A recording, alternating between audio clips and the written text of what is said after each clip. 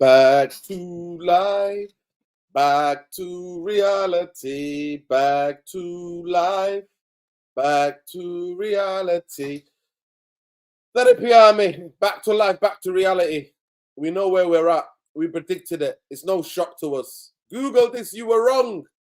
Put your hand up, man. Put your hand up. Shocking? That's nothing to be shocked, man. Why are you shocked? I'm not shocked. I'm not shocked at all. There's nothing to be shocked about. We predicted this. We absolutely predicted this. And yet again, I'm sorry to say, tonight, Eric Ten Hag is asked. He's asked why he bought on Scott McTominay. Guess what he said? Tactical. Gary Neville used to be a coach for England and everything. He said he's come to stop Gibbs White and to be more physical with Gibbs White.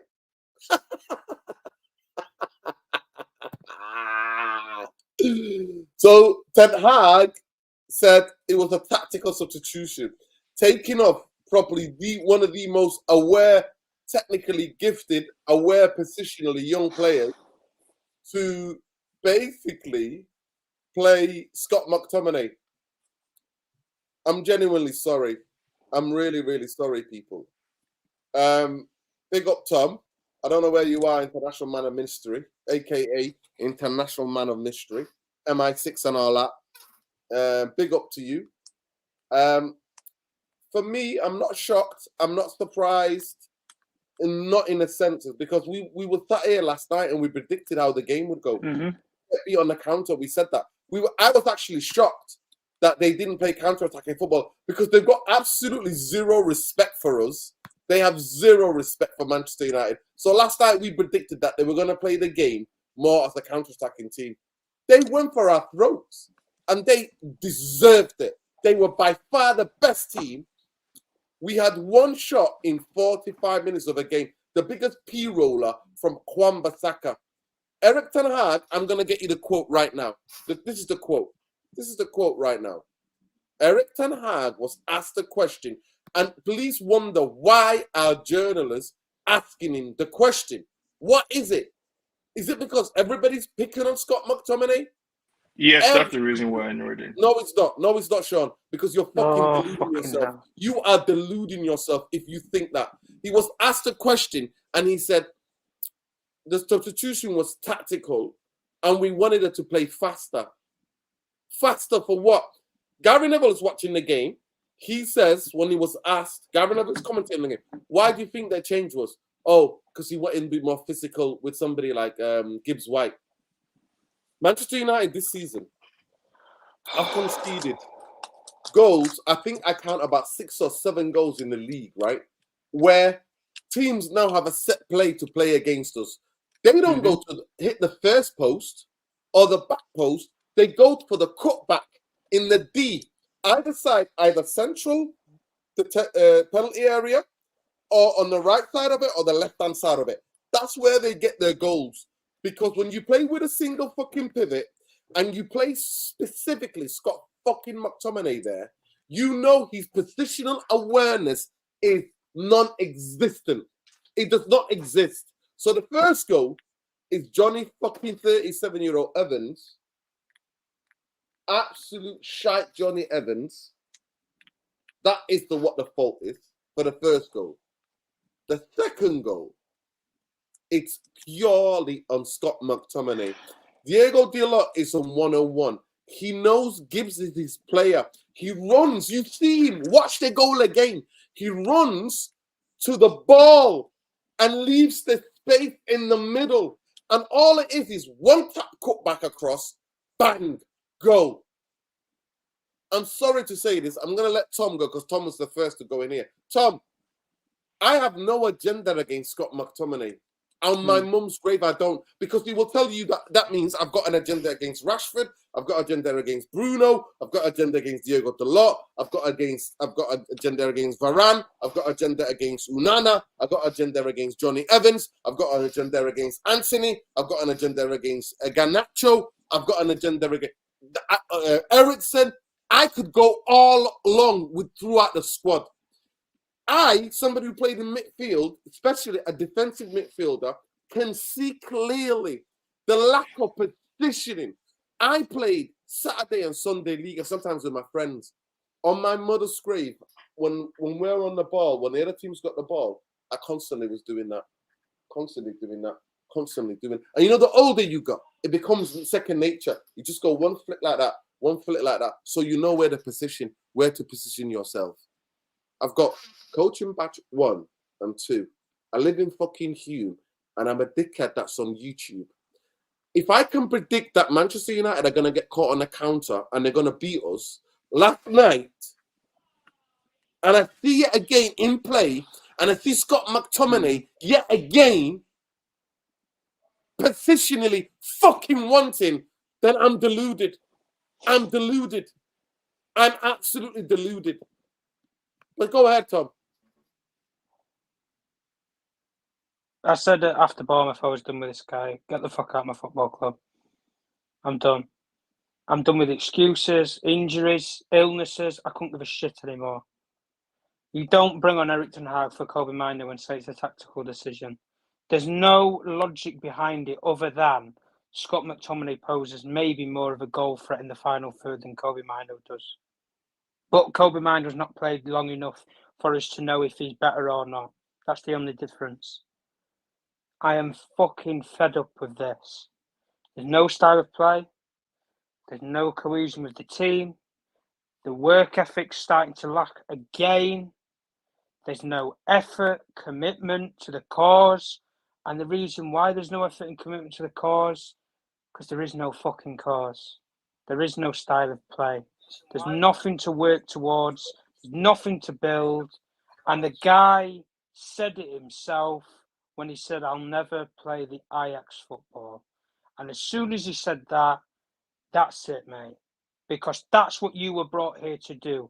Every single one of us on here, if you wanted Ten Hag, would say the exact same thing. We wanted him for the way that Ajax team played, not for this. He's got a team that is not built to win in 3-4 years, and he's a project. He's got a group of players that are supposed to win here and now, but they're prima donnas. They're not exceptional superstars. They're prima donnas, overpaid, underachieve. That's all that they are. And they have done for 9, 10, some of them even 11 years of their careers. Most of those years being at Manchester United have done zilch, nothing, never won anything, never deserved to win anything of major credit, playing the way that they have. And what did we all agree last night, Nuruddin? Me and you agreed on it personally. If you don't win the second balls and you're not up for the dog in the fight against a team like Nottingham Forest, you don't win the game. It's as simple as that. And they will pick us off on the counter-attack. They didn't play transitionally as well as I thought they would have done, but they got the result. It was like, honestly, it was like I was seeing images and flashbacks of Ole Gunnar Solskjaer, but it was coming against us, guys, not for us. That is literally how I saw it. Sitting 2 banks of 4, counter-attack, transition, fast, high-flow, attacking pace. And like you said, Nuruddin, the culmination of that second goal, I have seen that goal 4, 5, 6, I've even counted 7 times this season that I've seen that goal. And I'm not with this guy. I wasn't with him at Bournemouth. He's embarrassed us in Europe. He's embarrassed us in the Premier League. He's embarrassed us away from home to all the big boy teams for 18 months. We have no style of play. We've got fucking Dodgy Dave and Sir Jim upstairs who's supposed to going to fix fucking everything. Right, I'd start with this guy. I really would. And as much as people want to lay the blame of, change the manager does nothing. Well, I'm not going to sit here and do nothing. I'm not going to sit here and just sit on my hands, play with a bit of string and do nothing, guys. We have to do something. And a big football club who has an ambition to win, even if it's just to win a football match. If you have the ambition to win a football match, you don't keep this guy based upon what we've seen recently. You don't. Performance from some of these players. Again, Anthony, mate, one-dimensional, see you later. Statue, walking statue. Might as well be the Statue of Liberty in fucking New York. No, not interested. Not interested. Team performance, again. Where's the game won and lost, guys, in midfield? We lost the midfield battle, so we lose the game again. Eriksen did nothing. As much as we all praised him, we have to admit in Steinbach, and we'll stand by our guard. We wanted Eriksen to play this game, but it depended on the way that we was going to play. And we didn't approach the game how we all thought that we would have done. And that's the reason why Eriksen didn't fit into what we should have played today, is because we didn't play the way that we should have done.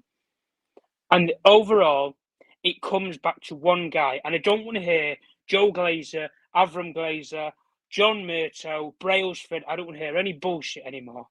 We've watched a football match, not a financial documentary on Manchester United. We've watched a football match and we've been embarrassed again. 9 losses in the Premier League. All the stats can come out and it embarrasses us week in, week out. I'm fed up of seeing any stat that's negative around Manchester United. Because back in the day when we were winning things, guys, there was no stats. There was no stats because all the stats were for us, not against us. And at the end of the day, I'm not here for this nostalgia around key players. McTominay, shite, mate. Shite player. I've seen it for 5-6 years now. Shite. He does nothing for you. Nothing for you at all. And at the end of the day, we all discussed it yesterday with certain players that we said that we'd ship off to the AFCON. Mate, I'd ship them out this door faster than they can fucking move. And Erik Ten Hag, I said it after Liverpool if he would have got embarrassed, which was surprised that he didn't. I'd have left him at fucking John Lennon Airport. I'll leave him at East Midlands Airport on the way back to fucking Manchester, mate, on the M1. I'll dump him off, get on a plane back to Amsterdam. They might take you back. But the way that you've played at Man United, I won't be surprised if they don't, Erik Ten Hag. And the preaching point, guys, that I'll end on is this is supposed to be a style of play. This is a team we've spent £600 million on, and this is the results that we're getting with this guy who everybody, and I'll even admit it, I wanted. But I wanted him for the reason of we're going to play or we're going to try. Not maybe play, but try and play the Ajax way. And if we lose games like tonight playing that way, guys, I have no shame in admitting that. Because if we play good football, I don't care. You're not going to win anything. You're not winning titles for years. You're not winning Champions Leagues for years. So the least that we can expect is good football. Good football and players that want to fight, want to be in a dogfight. Because that's what it is. It's a dogfight, the Premier League. And the Premier League is ruthless. Every single team, week in, week out, can turn you over. It doesn't matter by name, brand, or stature. They can turn anybody over. That's how good this league is. And you've just seen it again tonight with our football club. So at the end of the day, summarise, guys. Get this guy out of my fucking football club. I was done after Bournemouth. I was done after the Champions League debacle. And I'm done now. Start from scratch with somebody who will try and play the way that they're known for. So then we have something to build towards. Because right now we have nothing. We're not going to play the Ajax way that this guy's known for. So what is he going to do? Make up something like Houdini? He's not a magician. He's not a magician. It's as simple as that. So, New Year's resolutions from me, guys. Get out of my fucking football club, Erik Ten Hag. Big up, Tom. I'll go to Sean, and then Bumbaye, then Jarvis, then Lesso. Go ahead. I'm going to mute myself. So go on. Okay. Your, yeah, no, I was just going to say when Peter Schmeichel, when Peter Schmeichel just said this, Piers Michael, Michael, I don't understand why he replaced Kobe Manu, who was positive, with Scott McTominay. Samiasi, let me just get to Samiasi. He says, why did you sell Elanga? Chelsea 3 points behind. Samiasi, you concentrate on your game tomorrow, pal. Big up to everybody. Please smash a like on the video, subscribe to the channel. Here, we predict things. We're undefeated. We are. Collectively, we're undefeated. Some of us try to be positive, but some of us tell the truth. And I said it last night, back to reality, back to life, soul to soul. Brilliant 80s British soul band. Look them up. Go ahead, Sean.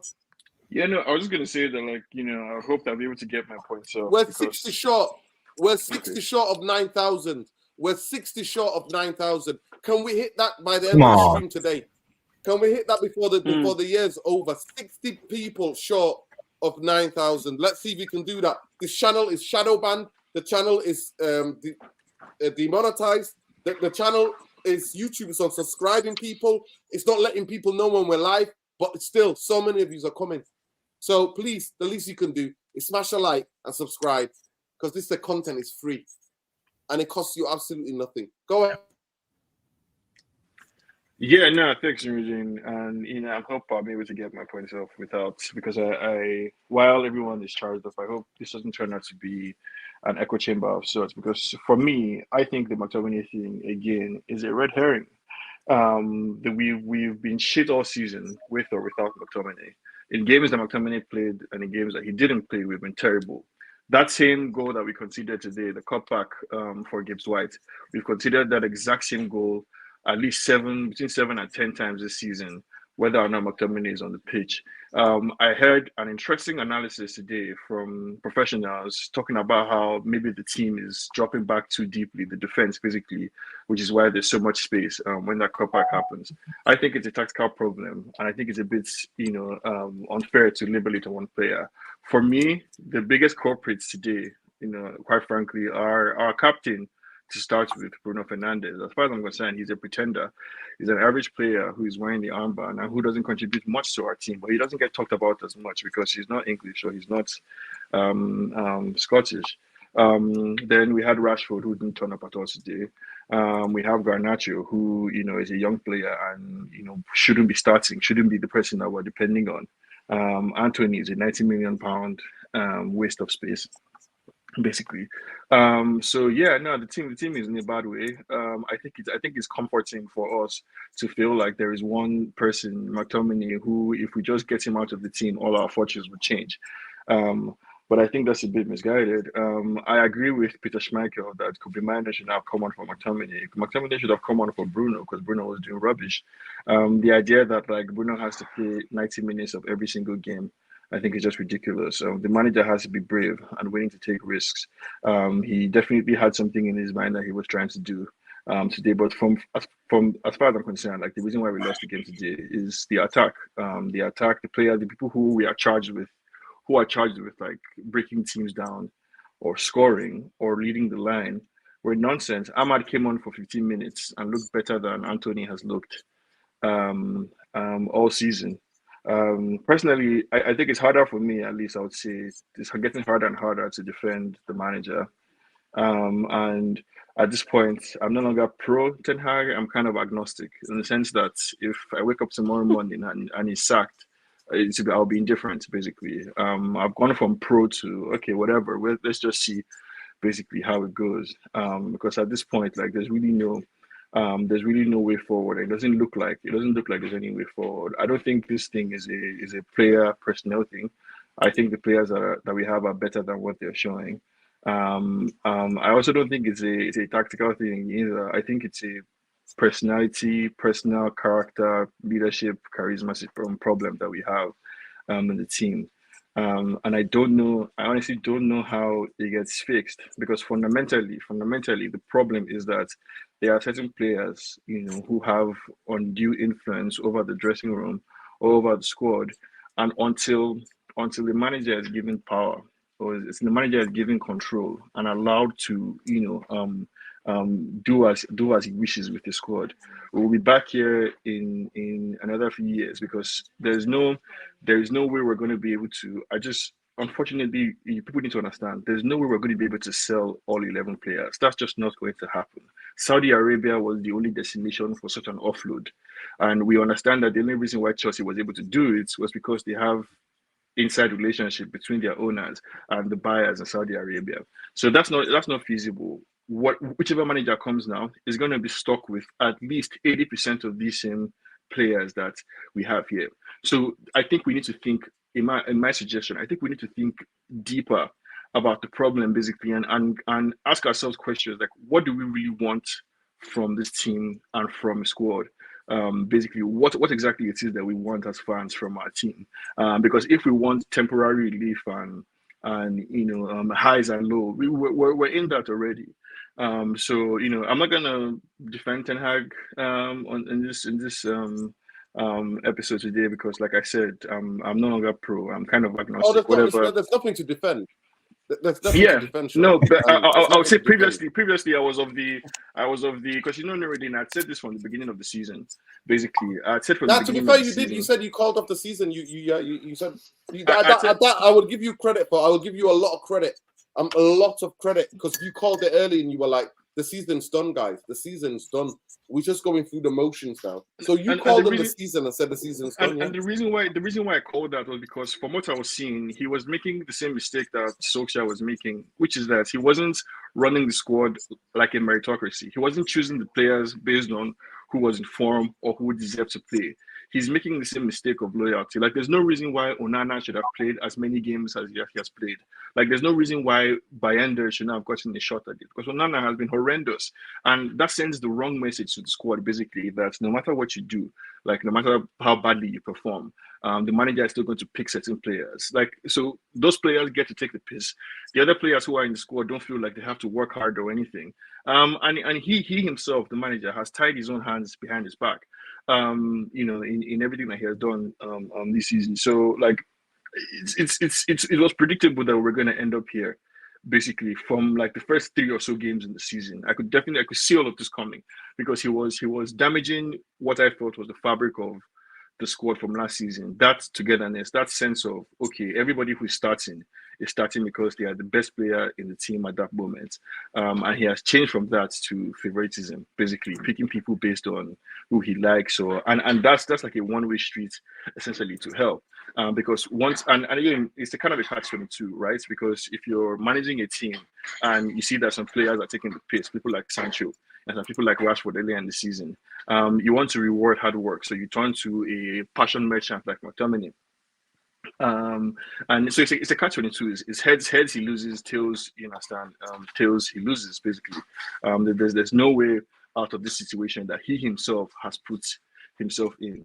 And so the question again that I come back to for all the fans to consider is, what exactly do we want from the team, knowing fully well that in a realistic scenario, we cannot sell 11 players from the squad in the summer. It's not going to happen.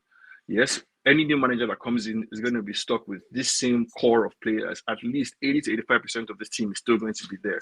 So what do you expect another manager to come and get out of this same Luke Shaw, Bruno, Rashford, Anthony? Because Anthony is on 200k a week, right? And regardless of what we think about Jim Ratcliffe, you guys call him Sir Rat, the Ratcliffe, he's not going to want to take a loss or heavy losses in his first few years in the business. So we're going to be stuck with Anthony. We're going to be stuck with all these players. And so, like, this is my question to the panel. What do we really want from this squad? Because any new manager that comes is still going to work with the same core of players. And that's why, for me, I just think it's best to let the season play out the way it is. Top half finish, for me, is the most important thing. And we go again next year. Big up. We'll go to Bumbaye, and then we'll go to Jarvis, and then Lesso. I did not interrupt anybody. I did not jump in. I just made a point. But please talk to Scott McTominay's performance if you can, Bumbaye. Because he said to me that I couldn't blame him tonight, and the chat's gonna the chat is gonna be the judge, and the other panelists on the thing's gonna be the judge if I've got an agenda against Scott McTominay or not. But go ahead.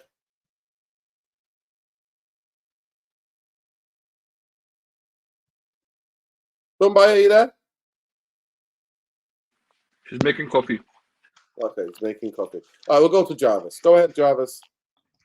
By the way, Eric Ten Hag is talking like a man who's desperate tonight. He understands that his job's on the line, his head is on the line, and he's saying, how can you convince Ineos you're the right man to lead the club forward? They know me. They know when I have a squad that's available, the results will be there. No fucking team, no team in the Premier League has had their squads available this season. Because all of this is a casualty. Let me just finish this, Tom. All of this is the casualty in the most congested season that you fucking prick, Eric Ten Hag, chose to play with 13 players last season, and a fucking amateur like me who lives in Hume was telling everybody and their nan that in January that this was unsustainable. But now, like a dog, you're begging for your fucking job like a dog. That's what you're doing now. When everybody's available, there is no team in the Premier League. There's no team in the Championship either, because a lot of the Championship players play international football. None of them have their full squad available. But go ahead, Jarvis. I'll come back to you. First of all, I just want to. Last year. Go ahead, Jarvis. Yeah, I just want to say, first of all, I'm going to start with. Sorry, Jarvis, just hold it there quickly, because I'm not going to be able to get to these if I get this. Adewale said, I've told you, man, about Bruno for years. Everyone's focusing on Anthony, while Bruno is by far the worst player. The fraud needs to leave the club. Eric Ten Hag. Okay, big up to you for the chat, but bro, listen, there are too many frauds it's not just Eric Ten Hag. By the way, Saeed was in the chat. Big up, Saeed. I know he's doing a show there. But big up. Guys, there's 60 of you. Can we reach the fact that we subscribe? 60 of you. Can we reach the total tonight of reaching 9K? This channel is being punished because we shout for the Palestinians. We shout for the humanity of people who are oppressed globally. And we're here to stop the genocide. We don't give a damn. But guys, if you guys don't support the channel, then the channel, I'm just gonna have to shut it and not even bother coming on here talking about anything. Manchester United depressed me. The genocide that's happening is depressing me. What's going on in the Congo is depressing me. What's happening in Sudan is depressing me. With the help of the AAU, what they're doing in there, and with the CIA and how they're slaughtering people. The genocide is taking place in Sudan as well. All of it is doing my head in, and I come to get away from that stress alive to football, and Manchester United are doing what they do best, what they've done since the Glazers have put their foot on this club.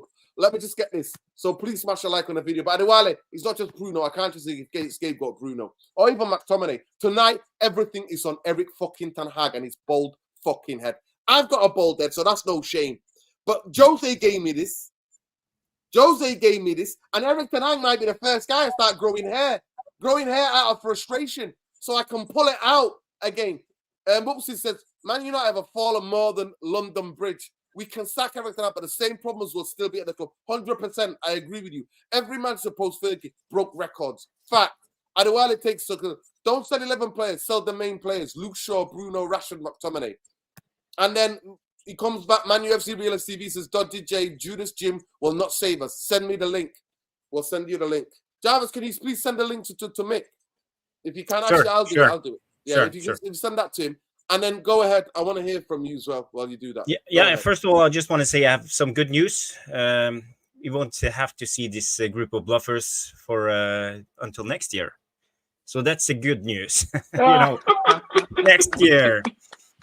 So finally we can relax for a couple of days. Comment of the night. Comment of the night.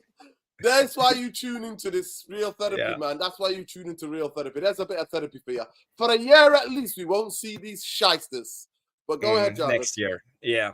But we spoke about this yesterday. We spoke about what to expect from Nottingham Forest. They will play mid-block. They will be compressed. They will shut us down. They will make it difficult. And we would have to have quality and tempo in our game and really show up for the game, actually. But we didn't. We knew their danger points, their transitions, their counterattacks. We talked about Elanga. I'm just a normal guy. I'm just a normal guy who lives almost upon the North Pole. It's freezing. It's minus 20 fucking degrees outside. And I can see football and understand what's coming. And Ten Hag, he lives in Manchester. He trains with these guys, see them in training every day, and set up his team and prepare. He's paid millions to do this job. And yet he can't figure out a game plan against Nottingham Forest. But we all knew what was coming. It's kind of starting to be ridiculous. We're sitting here talking about it and we know what's coming. And still we see the same thing. Ten Hag needs to start. I know I'm on repeat when I say this. He needs to start to step up his game. But do we have any more in his locker? Do we really have anything else? We have seen the 3-1-6. We have seen these players starting, trying, playing on the counter, playing on transition, press high. And now we saw the half-ass Rashford on top, pressing. If you're a paid footballer, why can't you press? Okay, he can run, he can sprint against the defender, but he can't press. He doesn't angle his run, so it's easy for the players to take him out and play over our first press. We saw that for 45 minutes. Ten Hag did nothing. He did one sub. He changed Mainu for McTominay, and again we all talk about his in-game management. It's crap. It's garbage. He doesn't know what to do. He stands there like a deer with the headlights in his eyes. He doesn't know. He can't react. I'm not even sure what to say. We No. We I want tried- you to talk about Jarvis. I want you specifically talk about Scott McTominay. You were blaming him for the first goal. I was like, it's Johnny Evans' fault trying to play offside. But the second goal, just explain the second goal to me, please. I beg you, Jarvis. Gary Neville Yeah, but said, both goals are on McTominay for me, because it's if he's the single DM, he shouldn't leave his area. The central area, especially with our history this season, because we know we have conceded so many goals on cutbacks into the danger area in front of goals. We conceded, I think, 3 goals against Bayern Munich on cutbacks, against Brighton, against Brighton, against Arsenal. The cutback goal has been on repeat this season, and still the players who play DM or the manager doesn't address this big problem. He has to tell them, this is your area, you have to defend this area. Don't go out and help your fullback. That's not the danger area. It's not with the fullback. The danger area is in the middle. You have to defend in front of your goal. But still, they do the same. So I'm not sure what Ten Hag is trying to do. If he can't instruct the players and get them to do what he wants, or if the players are so thick that they don't understand, or he doesn't address it, or they doesn't understand. So either way, it's on the coaches, the manager, and the players. Am I Ten Hag out, or am I Ten Hag out in? I'm not sure. I won't cry myself to sleep if he gets the sack at the moment, because he doesn't act like a manager who has control over this group. You know, he just talks in players and say, here's a ball, run at it, try to do something. You know, we have no plan, and that worries me. So yeah, at the end of the day, it was a bad game. We know we don't have the ability, we don't have the quality, we don't have the tempo. A lot of things went wrong today. Maybe we will win against Wigan, but it won't fix anything. We will still be in the same leaking ship. Are you sure that we're going to win against Wigan, Jarvis? No, I'm not. Are you sure? Are you sure? No. Are you really sure? Go ahead, Bumbaye. Go ahead. Let me just get the super chat. Bumbaye said he wanted to go last. Lucas says, thank you for the year, Nuruddin and panel. Blessings towards the new year. James Bond villain. Big up, Lucas. Thank you so much. Appreciate you. Always love. Go ahead, Bumbaye. Are you there? You made your coffee? I don't think he's back. Go to Leicester. Yeah, he said he wanted to go last. Yeah. Okay, go ahead. Go ahead, Lesso.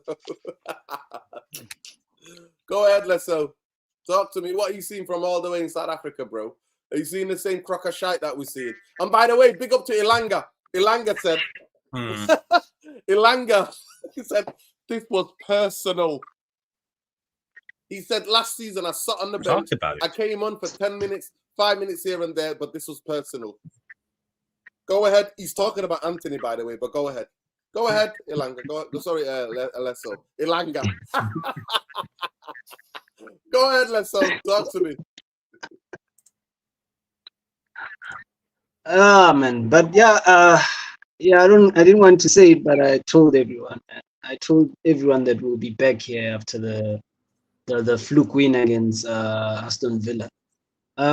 It is what it is. That's what has been happening with this club. You know, I don't think I've lost a bet when it came to Man United this entire season. That's how predictable they have been in terms of results. You always know that 1 or 2 games they'll do extremely bad, and then they'll do well in one game in between those 2 bad games. So no, man, we're consistently bad. So you know, it's a managerial, like I said, it's not just a managerial problem, it's also a player quality problem. But there's no excuses for this guy. Like I said, you cannot be at that football club for 18 months and you know still not have a style of play.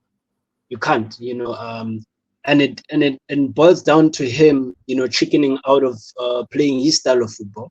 I don't even think it is his style of football. I think he knew he was expected to play that way when he came to Man United. So, you know, gradually he just reverted to factory settings, and he chose the style of football that he wanted to implement. Because when you look at the kind of players he was chasing. He never wanted to play the Ajax football, never.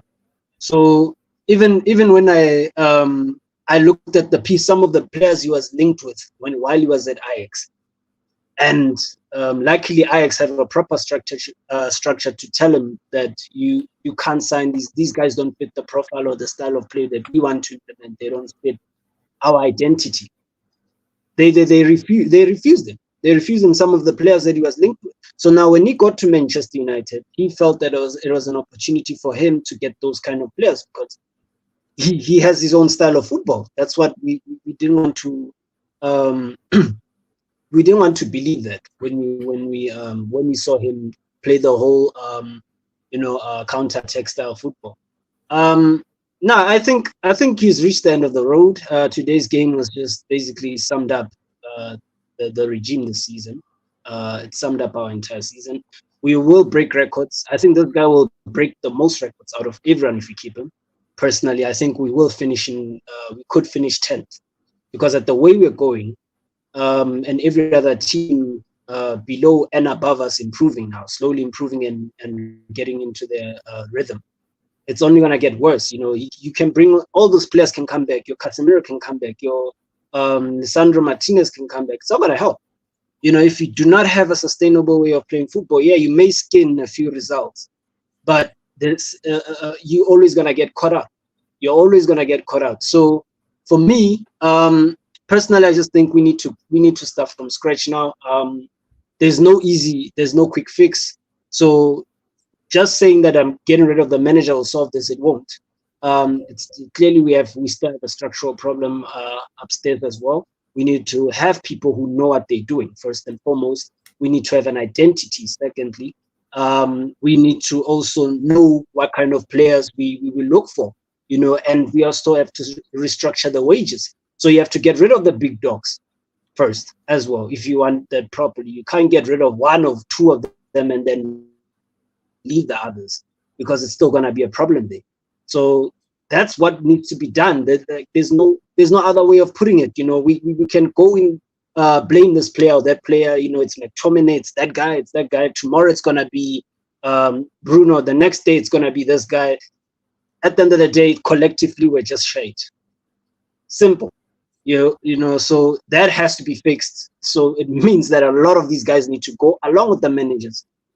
We need to make sure that we get someone in. If we can't get our preferred target, getting someone, an interim manager who's will form the building blocks for the next manager that comes in. Like I said last week, that's the only way I see it working perfectly. And that next manager has to come in with the style of play. I'm not about to wait 18 months for another manager to instill a style of play. He needs to come in, and immediately we need to see what he's trying to do with the team that he has, and he has to do the basics as well, making sure that he picks the right players, and balances out the team. And he also needs to learn to use the squad, because I feel like Ten Hag is a person who never ever uses the squad. He's a manager who goes in there 13. He works with 13, 14 players, and he burned everyone to the ground. Yeah. He did it, and I was shouting and screaming. Everybody was calling me negative, including a lot of people on the panel were telling me I was negative. Let's just get to Bombay quickly. Please, everybody, keep it short, because we've got many of you tonight. Keep your points short and concise. Bombay, quickly, go ahead. I just want to say, big up to Son says, no, remember yesterday, yeah, we all said it. Gibbs White and the transition streams, we all saw it, except the Cluse's excuse of a manager. That's why we said play double pivot. At least if one of them is lacking, and the other person can get it. But please, guys, we're 40 short of 9,000. For a channel that's demonetized, a channel that is shadow banned, a channel that is basically unsubscribing.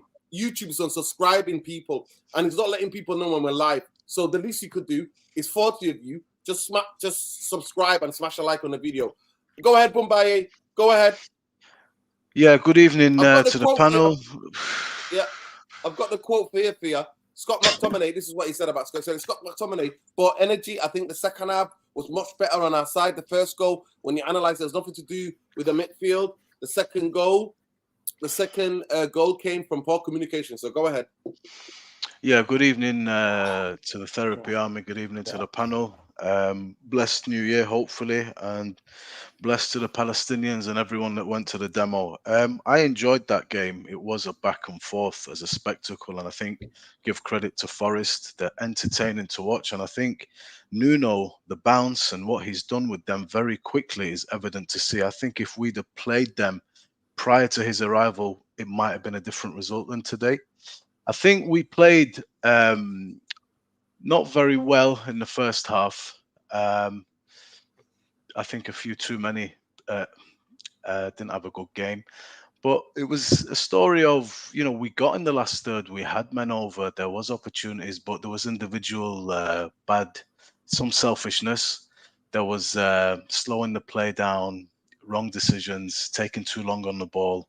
And, it's that story where we're just not potent in the last third. If we were, you get another goal or two today. You turn those openings into chances. You make a better decision, better quality, and you've seen it many, many times.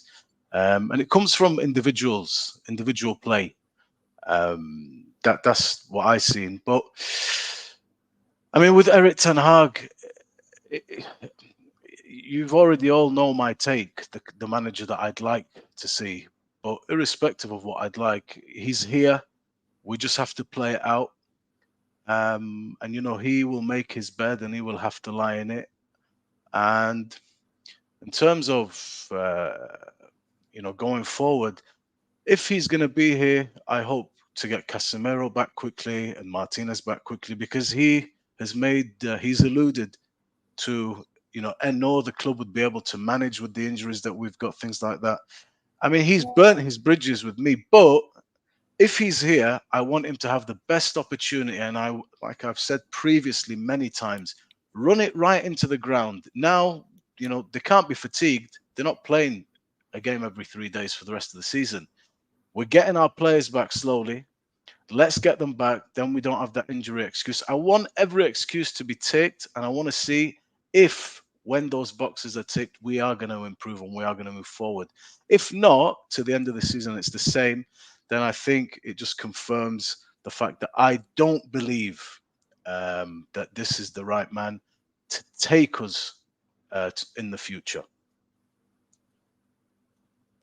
We'll go to Mick. Go ahead, Mick. Good evening, everyone. Good evening. I just want to start an opening statement to say, big up to Nerding, big up to this channel.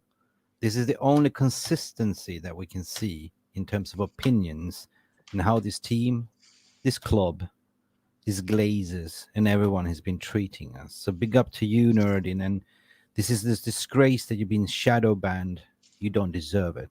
Thanks to you, we met each other. Thanks to this brilliant panel, week in, week out, voicing your opinion, keeping it real, in parallel what we're doing on our channel as well. So I want to open up the big statement to say big up Nerdin and congratulations for keeping it real, my friend. That's all. What I think, definitely, I agree what everyone is saying with Mumbai and everyone.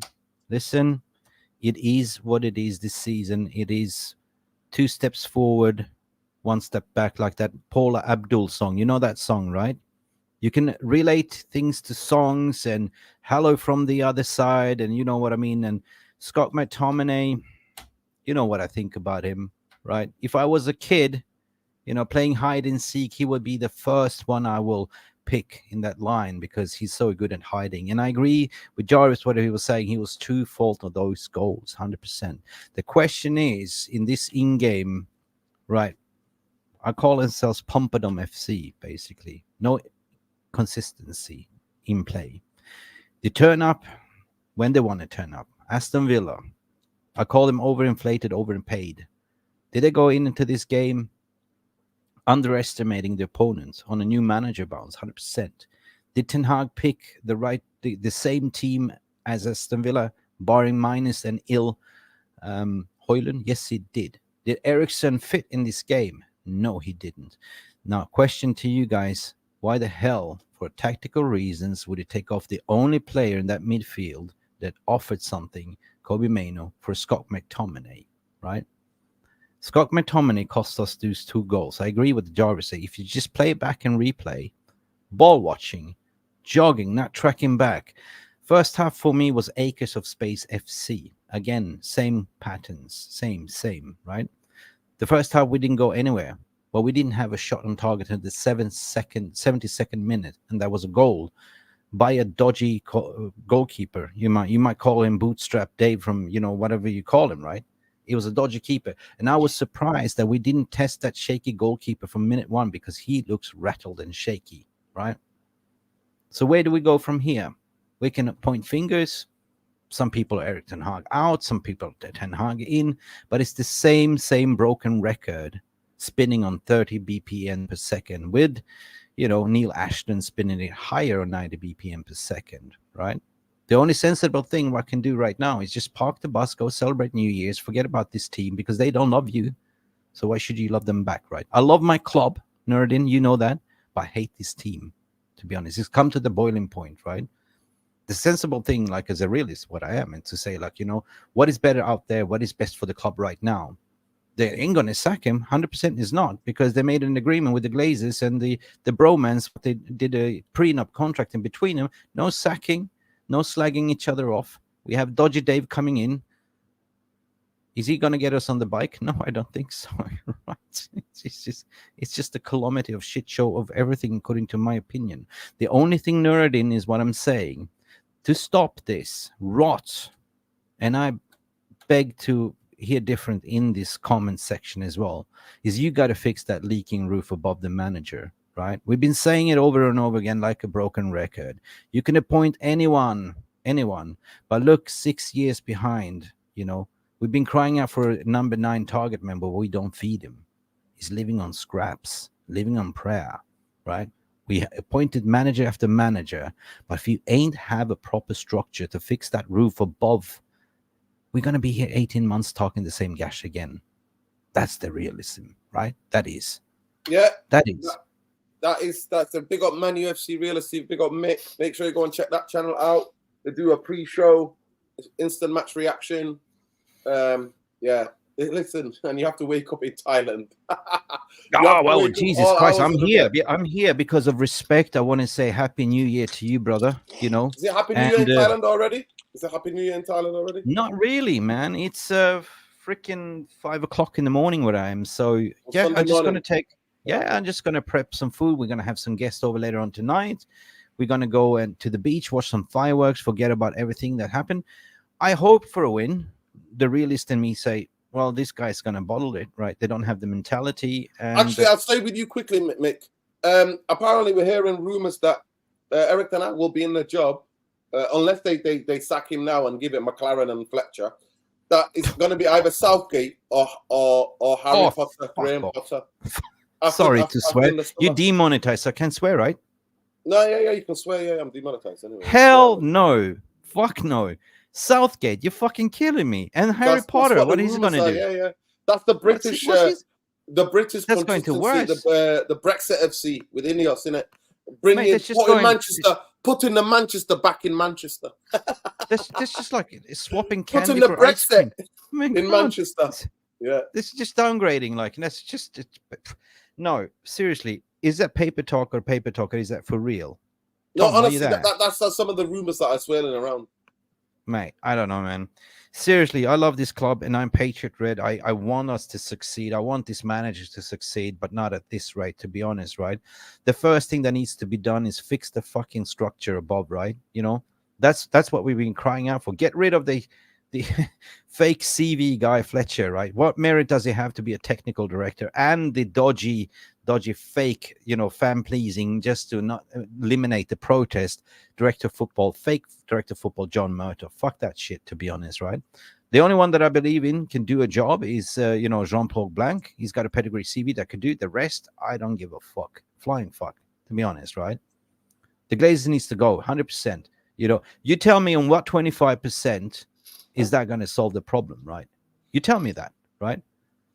With what money are we going to fix anything in the January transfer window or even this summer? We maxed out everything. We have no finances. We have 5 million quid in the cash reserves, right? You delusional. Seriously. So the fucking two Ocean 7, I call them Ocean 7 because, you know, Ocean's 11, right? Ocean Six is the Glazers. They just added on another bandit, criminal bandit, right, in the mix. And what they did together is clear and obvious if you read it. They made a pact together. They made a prenup. Minimum buyout, $33 per share. And within 18 months, anyone can come in and buy out on a minimum $33 per share. So they will get their 8 to 10 million if somebody is willing to pay, right? This is just a It's loan. not worth that, but it's a con. It's not The con's loan. not worth that with £1 billion just a in fucking debt. loan. And by the way, have you heard none of the Jim Ratcliffe and the Jim the Rat 25% sexuals? Nobody's talking about the debt. They're talking Oh, about I've been getting a lot of shit from them, Listen, to be honest. Yeah, $300 million for the stadium. I won't even touch the sides. Right, I'm gonna go back to Bombay. Yeah, big up. Yeah, sorry. Harry Potter, Graham Potter is you know the real name is Harry, Dumbledore. Graham Potter, but he's everybody knows him on this channel as Harry Potter, and then we know Southgate as Ole Gunnar Southgate. So do you want either of those two in the summer? No, I told you I want Antonio Conte, but if we have to pick one of those two, then I go with Graham Potter. Okay. I don't want Southgate. I think Potter, Chelsea when he was there, because he's not Pochettino, it's difficult, that job, and he made a massive step up from Brighton. And this is what can happen. Maybe this is what's happening to Ten Hag. Zlatan alluded to it. It could be, but I think Graham Potter, if he comes in, you know, I know we laud De Zerbi, he's really good in that, but even he said on numerous occasions, I didn't have to do much. This place was perfect, and I took it and made it in my own image. You know, they had a really good mentality, a good dressing room, a really good base. He built not only like the team on the pitch, but you know the way that they're moving Brighton. It's all there for any manager. It's a beautiful place to make your mark and move up somewhere. But I think if Potter comes in, I don't really want an interim. I don't think there's any point in an interim. Well, that's what you're gonna get now if you sack Eric Ten Hag now. Well, that's what I'm saying. If you're gonna sack him, I believe you should don't sack him unless you've got the guy that you believe is your next manager. 100%. Let him take the reins now. He will be able to assess the players for the rest of the season. That means you don't waste time. And by the time we reach the summer, he can give them a list and say, look, this is what you need to try and do at least, rather than bring him in the summer. He only has a pre-season. We get a couple of signings in. You waste time that way. But if I have to choose, you go with Graham Potter on this. Yeah, okay. But if you get Southgate in, you can guarantee that he will play Harry Maguire week in and week out. You're getting 5-3-2. Harry Maguire captain. Get ready. Exactly. Listen, big up to everybody. Listen, we're 30 short. 30 short of 9,000. 30 subscribers short of 9,000. Please subscribe and smash a like on the video. Subscribe to the channel. I'll go to Jarvis, Harry Potter, or Ole Gunnar Southgate. For you, yeah, I'm just writing in the chat here. I said Potter. He showed Brighton that he can work under a good footballing structure. But it has to be a structure. That's what you said. And he proved that they couldn't do that under Chelsea, who were dissolving. I believe we're worse than Chelsea. Yeah. So yeah, welcome to Manchester, to the shit show, and we will sack Potter in 12 months. It won't work. So yeah. It goes back to what I said again, Jarvis. It goes back what I said. You know, you can hire anyone, but you need to fix the structure above. You know, you have the slab, you have everything, but you need to fix the roof, right? And that is having a proper direction. You know, recruitment, medical, 100% needs to be replaced, and director of football with a clear vision and a CEO. That's a start. We all know. Right? We all know this, Mick. We all know that the structure is lacking, and we can bring in the best managers in the world, and it won't work. So what's the hurry by sacking Ten Hag? I think we need this footballing structure and get it in place. Yeah. Listen, facts. Listen, facts. Let me just get a super chat. Big up Sean already with a super chat. Says Fergie, no doubt the greatest manager, but you cannot deny his ego got in the way of our club. Here's why the Glazers own the club. So that silly fucking battle over that fucking house, 100%. Secondly, his choice of David Moyes flawed from the beginning. Real United fans can't ignore those two facts. 100%, man. 100. Nobody wants to have those uncomfortable conversations about Fergie. One of the greatest living manager of Manchester United in the history of Manchester United. He'll go down in history being the greatest manager. but he also did two of the damaging things that started. Jose Mourinho should have been, but Fergie's ego would not allow Jose to become Manchester United manager. And Jose wanted the job. If you wanted to get Jose anytime, that was the time to get Jose. Not after Van Gaal and David Moyes, because then still proper professionals were at the football club. But I'll go to Lesso. Lesso, if you're there, Lesso there. Let me just add him, sorry. Lesso, are you there? Connection is acting like Manchester United's Manchester United team today. You know what I mean? That's what it's been. Manchester United this season, if anyone describes Manchester United, it's been the circle of doom. That's what it's been. This season has been the circle of doom. But we'll go to you, sort the internet out. You taking Harry Potter or you taking Ole Gunnar Southgate, Sean? Who you having? None of the above. Brexit football, no? You're not having a bit of Brexit football? No, none of the above. Because for me, and as I was listening to everyone, I came into this conversation not wanting to make a case for Ten Hag.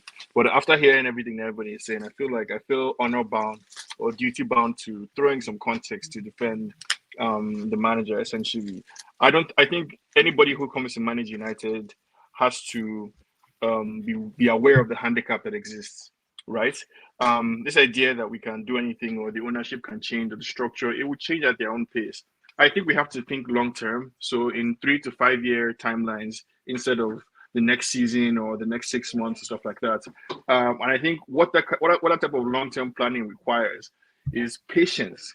With a manager and room for a manager to make mistakes.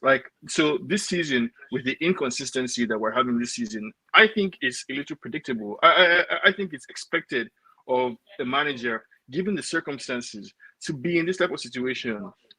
Now, I think everyone can, everyone is free to make their own assessment about what they think should be done and everything like that. But I don't want Graham Potter or who is the other person, Gareth Southgate, because it's not going to be any different, and I think it would be even worse because those people would come with their own agendas. Like Mickey said, Gareth Southgate is Maguire's stepfather, so we're going to see Maguire nonstop, basically all the time. I think Ten Hag has been dealt a really difficult hand this season. That's just my personal opinion. Has been. I think he has been dealt a really difficult hand this season. I think that context necessitates giving him time. Every team has been dealt a bad hand. Every team has had injuries. There's been record-breaking injuries for the Premier League as a whole, even in the Championship, because last season was the most unimaginable in that congested season in the history of world football. In terms of having a World Cup in December, that threw everybody. And that threw up the whole of the footballing schedule. So I'm sorry, Sean. I'm not having that as an effing fucking excuse. No, that's it. That's your opinion. But that's your opinion. But from my perspective, there's such a thing as if it only happened to United, yeah. And all of these illnesses. Why is this illness? Now we know why this illness is happening. Yeah, because they're fucking serving uncooked chicken at the fucking training ground. That's why everybody's fucking ill. Everybody's fucking ill. Martial's been out for 3 weeks. Every day, every other game, they're taking turns to be ill. I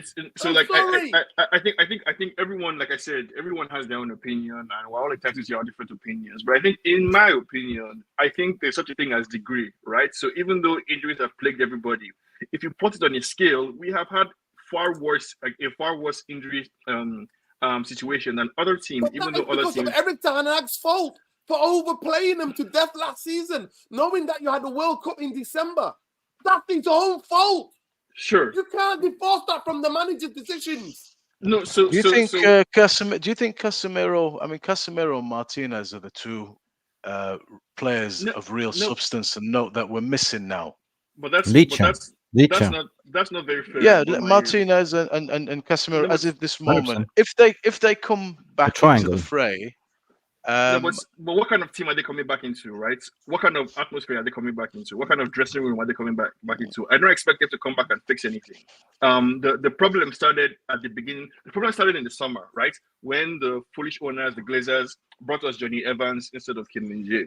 The problem started in the summer when, and you guys should go and read that article in The Athletic about how the summer transfer window played out basically in signing Anthony and Mason Mount and all of that, and the mistakes that Ten Hag made and the mistakes that the John Morto and those other people made. So I think Ten Hag has been dealt a worse hand than all the other managers in terms of injuries and the likes. Now, everybody else has had the same situation. I think context is also important in the sense that if you look at Newcastle season, if you look at Brighton season, if you look at Chelsea season, many teams are very inconsistent essentially this season. Like there's lots of ups and downs basically. So like all this to say, I think the manager deserves a little more time. I think we need to be thinking long term, so in 3 to 5 year timelines. And I think in order to do that, we need to be willing to temper our expectations or revise expectations of what success looks like in the near term, or what is acceptable to us as fans in the near term, because we have our eyes on the bigger picture. I think for me, it's essential that we get back to a culture where the manager has the final say and the manager calls the shots. I think if we sack the manager now, we would forever validate the player power at United, and it will be impossible to fix. If we sack this manager today, listen, that's where we agree. That's where we agree. But Erik Ten Hag deserves every fucking criticism he's getting tonight, and you can tell by his comments how desperate he is. People, please make sure you go on give a follow to Khalees Wamedi Lassie, Chief Editor United Real Therapy in the chat there. I'm just gonna bring this up. To be fair to Samuel Racers Lockers, which is who's the prick, Ten Hag could have said this 2 different times. He could have said the quotes. Let me just bring this up. People are saying that he's throwing him under the bus because obviously he's throwing him under the bus, isn't it? Like, of course. You know what I mean? He always likes to throw him under the bus. But the lucky charm is back. Lucky Hurst. Yeah. Let me just go to this quickly. Bear with me, people. Big up to everybody. Love and like. Smash a like on the video. Subscribe to the channel. We're still 30 short, people. We're 30 short. 30 short of that is important. We are 30 short of of 9,000. So Samuel Locker said this. Ten Hag confirms Manu's removal was a tactical. Says he had no regrets about the decision. And then if you go back, Carl Yanka said this. In today's press conference, Erik Ten Hag explained he removed Manu at half-time as the teenager had played twice this week and felt his energy levels were a little low. He said he had no regrets of replacing him with McTominay. Makes sense to me. Yeah, but in no way. No, it doesn't. No, it doesn't. Can I ask you guys a question? Can I ask you guys a question? You know, no. Make 1 second, please. I gotta go to Elso. Elso. Yeah. Just regarding this question. Okay, fine. Yeah, let's so. You want Harry Potter or Ole Gunnar Southgate? What are you having? Takes your fancy. Takes your fancy, fella. Come on, let's be having you. Who you want, pal? Who do you want? Who do you want? Let's so. Can you hear me? Ole Gunnar Potter, that's what he wants. Oh God. Can you hear me, Lesso? Go ahead. I can't hear you, bro. Your internet is breaking. I can't hear you. We can't hear you. Lesso's internet is moving like Man United. Okay. Yeah, I muted myself. Sorry. Okay. I wouldn't go for either of them, you know, personally. So, but because obviously with Potter needs a structure, and then with Southgate is just a crap manager all around. So, you know, we'll be taking 10 steps back. You know, I'd rather keep Ten Hag than if we had to like get Southgate next. So, I wouldn't go with any of them personally. Sorry. Okay. Go ahead, Nick. Ask your question. I got a question regarding. By the way, big up Madhouse. Madhouse says Martinez Casemiro ? What about our lack of goals? By the way, Nottingham Forest have scored more goals than us. Every team in the league has scored. We are third bottom of the league of scored goals, right? But you know, I've been thinking about relegation goal settings, mate. Listen, guys, panel, chat, and everyone, big up for. Please do smash the like because it's not easy to be shadow banned, and Nerdin is the voice of reason here. To be honest, right? So big up to you, man. But I've been thinking about this many sleepless nights under Scott McTominay and why, you know, he survived 4 different managers and every single manager has been picking him, right? I can't really get why, but who is whispering in the managers ear to pick him all the time? Manager points like, you know, assistant coaches, you have McLaren there, and everyone that played him has been sacked. What kind of magical juju does he have? Because obviously he's putting on his shift, but that's what it is. He's a spot player. He's a what do you call it? He's not a starter, right? He does well in training. He speaks a good talk. He came from the academy, but I just don't understand Nuruddin. I just don't understand. If you look at it, Mourinho picked him, he got sacked. Ole played him, he got sacked. Everyone, Scholesy picked him, he's not sacked.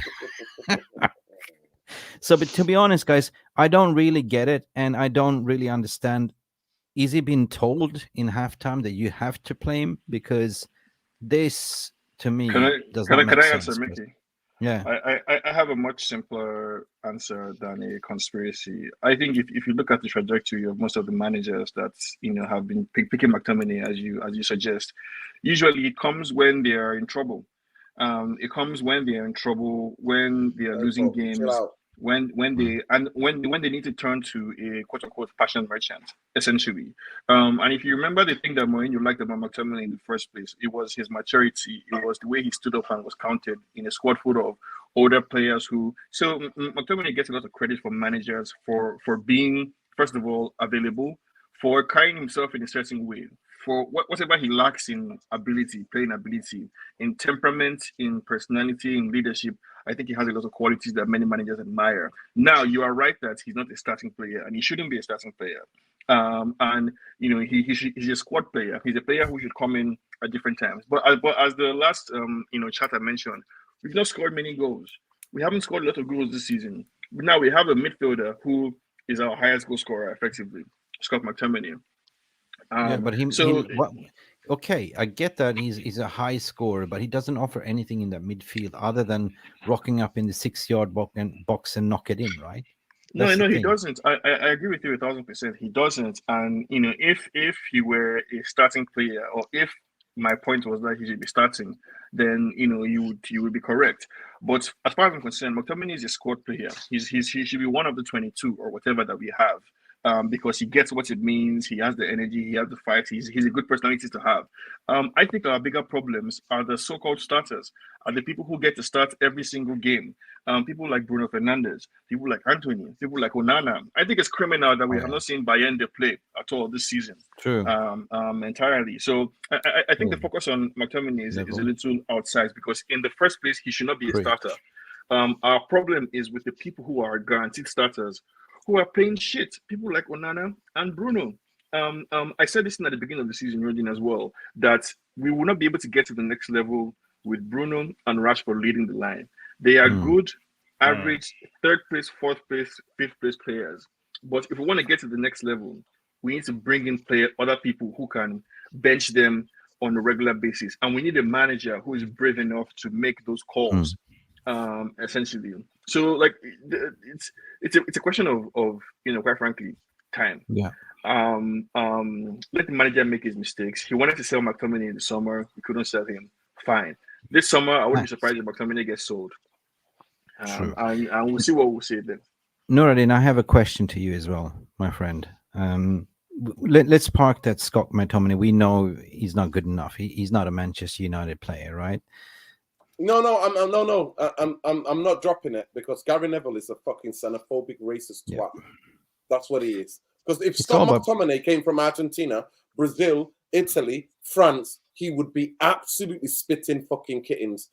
Lots of 10 Scholesies will be coming out of Gary Neville's mouth. True. Right? But you know what? And he will be pointing it out, but he's not. He is not. Gary Neville is the commentator. He sat there and he said he's been brought on to have more physicality and to look after Gibbs White. Gibbs White gets the winner. Scott McTominay goes out. Do your fucking job. Yeah. Do if your you look job. at it, he was the one supposed to track him. And if Scott McTominay was called Pogba, if Scott McTominay was fucking called, I don't know, Dembele, whatever name he was called, he would be fucking getting it. He would be getting it. And the rest of the fucking crowd, xenophobic Brexit FC, the fan base of Manchester United, will be going after him because his name's Scott McTominay. I don't know. No, the way I grew up watching United is like we've been blessed with good wingers and good wing play, right? I don't know if you touched on the subject of Anthony Dos Santos. For me, the jury's out already, right? I'm done. I'm done already. I Listen, gave up on that kid. I protected him the last geezer, season. the I geezer we protected him paid. last season, but he's Yeah. a fraud. He's a Yeah. fucking fraud. Yeah, the geezer we played 95 million euros for, right? He hasn't really registered assist on a goal since April, right? That's a fact, right? And then you take a look at Nottingham Forest, right? And how much is their squad worth? The guys are playing for each other. Anthony Elanga, we sold 15 minutes, has registered more assists and goals than actually the All the front million. line. He's playing really well. It's doing just really well. It's just really. Did you hear his statement tonight? Did you hear his statement? Did any of you hear it? No, what he said I haven't. tonight?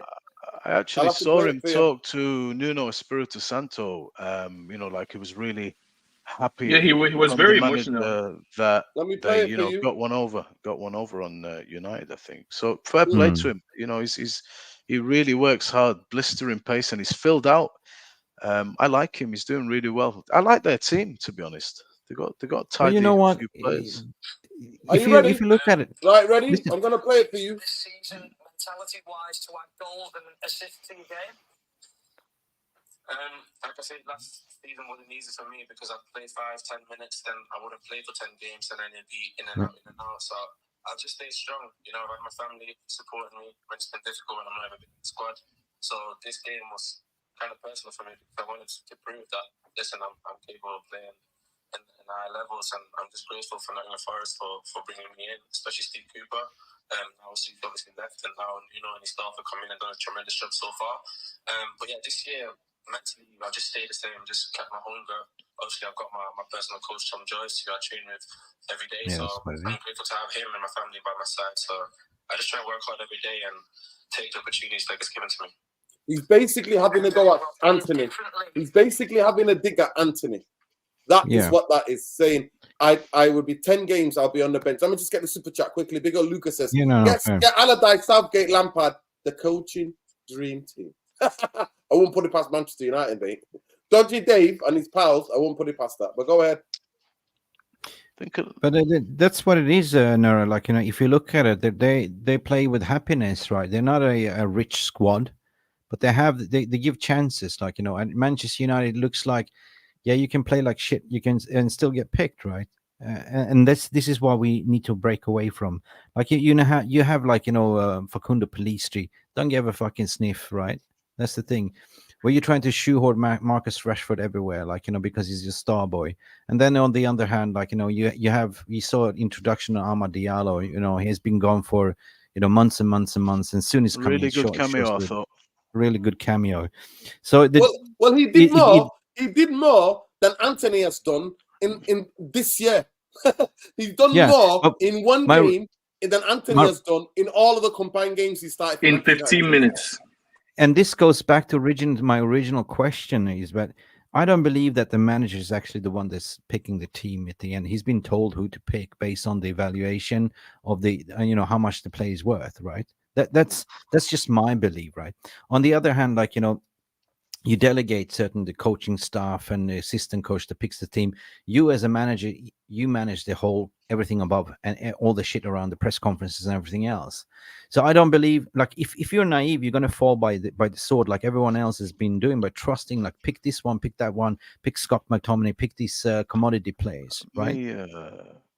Let me just. If you're a manager, you have a system principle. You don't have to rely on McTominay. Stand and be counted. Create your own issues.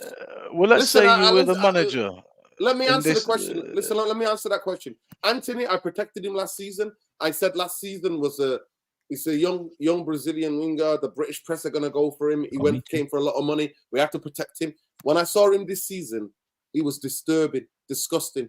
And when I went to the game, went into stadiums, in the stadium, and I see him doing the most telegraph shit I've ever seen in my life. If I'm in the stands in Rosette, and what do you think the defenders on the pitch are seeing? If I can see, because I have never seen a player telepath what he's going to do, then ever in my life, he telepaths. He tells the whole world what he's going to do before he does it, because of the way his body shape is. So for me, he wouldn't even get into my Sunday league team if he played. Yeah. I swear to you. And let me say that again for people. Anthony would never have got into my Sunday league back in the day. He would never. But But go that ahead, comes go ahead. down. That goes. Sorry. Can I just finish off there? That comes down to what I said previous as well. Because if you play the game as a fullback, one thing that you hate as a fullback is a winger that will constantly unpredictable, will go at you. But what you want as a fullback is that winger that would stop and return back and play the backwards. And that is what he's been doing consistently ever since April. He doesn't go for the kill. He doesn't attack. He stops 1 foot pony and passes the ball backwards. For me, that's a right back. That's a right back's job. Exactly. And it's not even a right back for me because he lies down sometimes. See the way he lies down on the floor? He tries to slide, and it's the worst slider ever. Listen, he says, Matthias, can you confirm 100% it'll be South? I can't confirm shit. I'm just saying that's the rumors. That's what's going on around social media and everywhere else that people in the pubs are talking about. Always screwed. So there's no guarantee. But what I'm saying to you is that I wouldn't put it past Manchester United. Big up, Eddie Antenna says, Max Spud, Fergie, Rentboy. Just... Oh, God. Yes, Alien Tunnel. Yeah, Do you know what? He's sick. Do you know what? He doesn't mince his words, man. That's it. There you go. Done. Look, on the subject of managers, I find it difficult to conceptualize a manager that comes into a club, any club, and he stands there. He takes the flack from the pundits, from the fans. He destroys his own reputation, and he's not picking the side.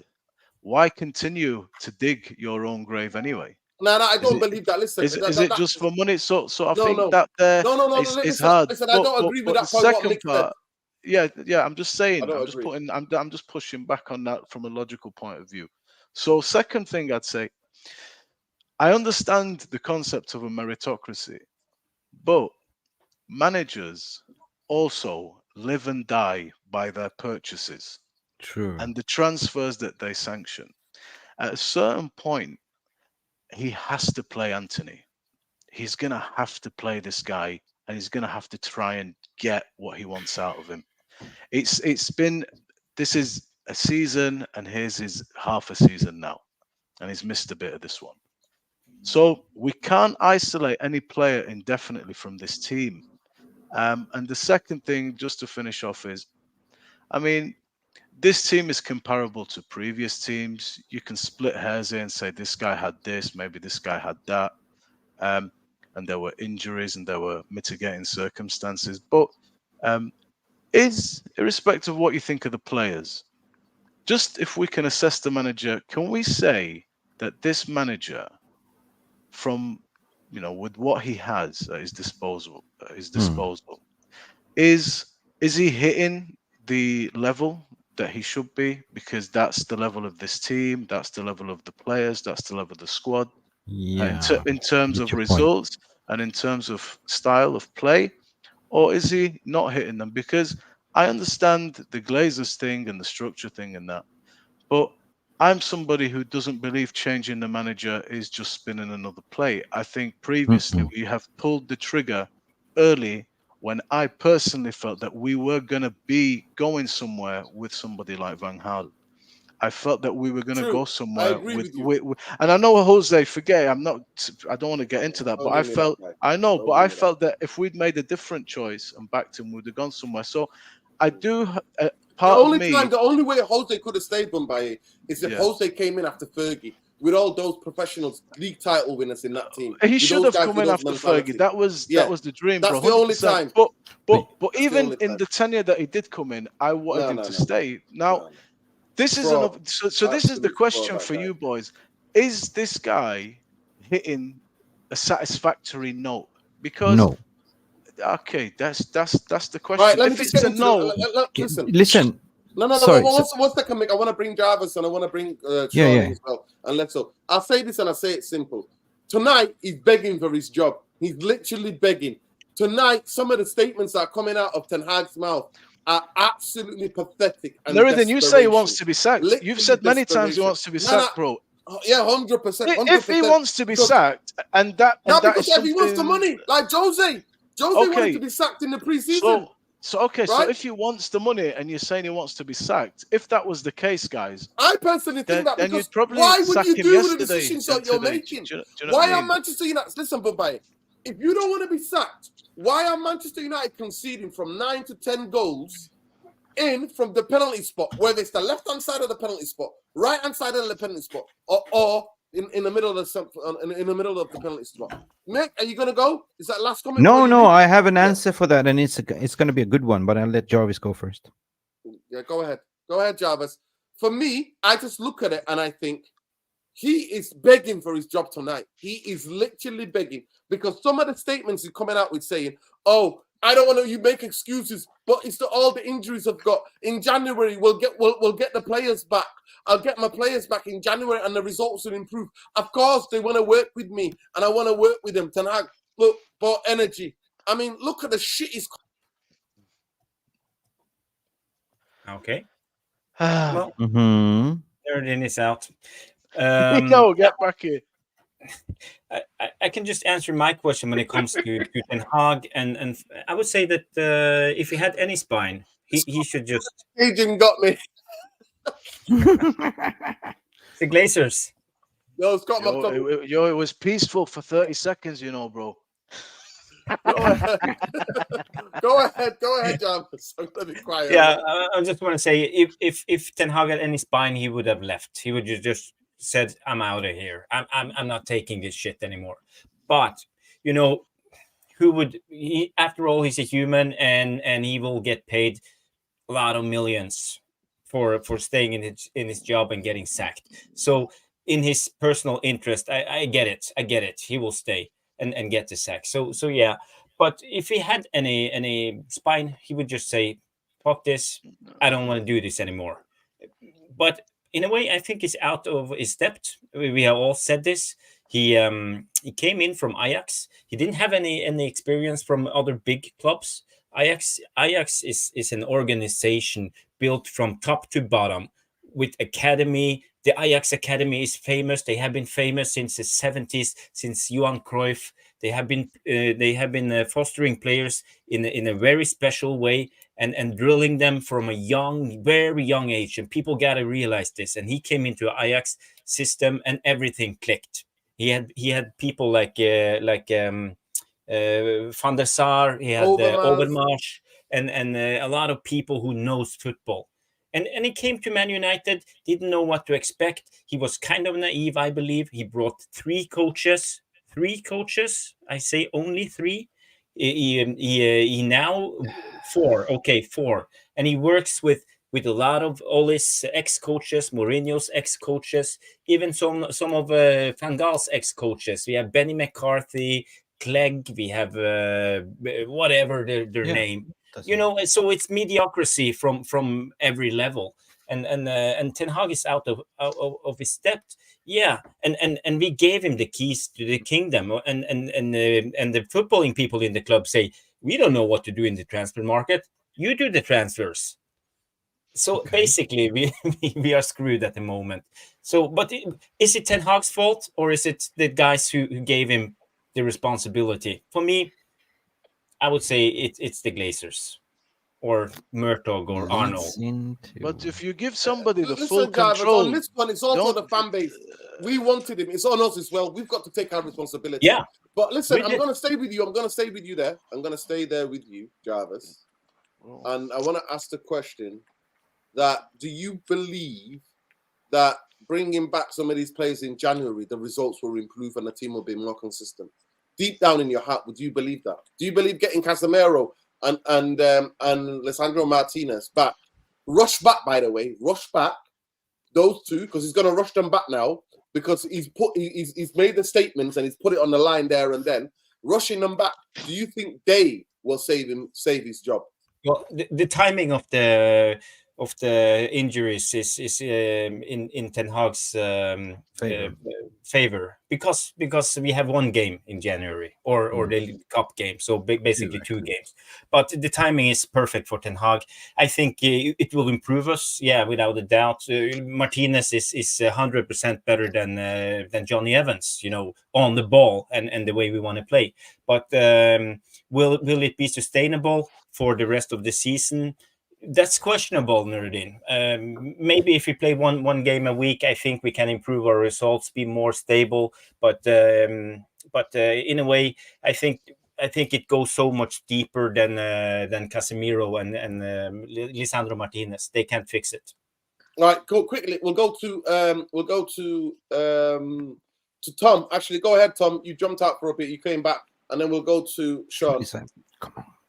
Yeah. What topic are we on, guys? No. The topic is simple. I'm saying that tonight he's pleading for his job. He's crying like a little baby, like a little fucking baby. So you've all seen the quotes. It's ridiculous. Honestly, you know what? What are they called? The people that you see CBBC. They wear the weird wigs and the weird things. They're all bouncing on each other. Teletubbies. Yeah. He's coming out with Teletubby quotes. The Teletubbies quotes. Yeah, he's on a Teletubby. He's smoking the Teletubby weed. That's what he's smoking, honestly. But go ahead. Talking about Simeone. Martinez out, getting Lisandro Martinez and Casemiro back is going to save him, and he thinks he's going to improve. I'll leave it, Josh. And you know what, Tom? We're going to start banging goals right, left, and centre. Anthony's going to become the Mahrez of his generation, and Rashford is going to go back to what he was. Bruno's going to turn into Messi, and we're going to win the World Cup. Go ahead. Do you believe that?